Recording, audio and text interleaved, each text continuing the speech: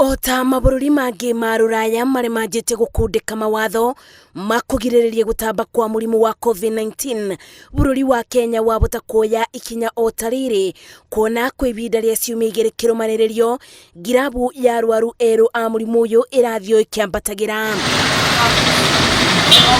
Ministry ya ũgima wa mwĩrĩ yugĩte gũkinyĩra rĩu gũtamba kwa mũrimũ ũyũ kwambatĩrĩte nginya gĩcunjĩ gĩa 12 harĩ igana, na namba ĩno ĩngĩthiĩ na mbere kwambatĩra bũrũri wahota gũcokia mawatho ma COVID-19, mamwe mamo arĩ kuongerera mathaa ma curfew, kũbinga matũra mamwe na kũrũgamia gĩthomo.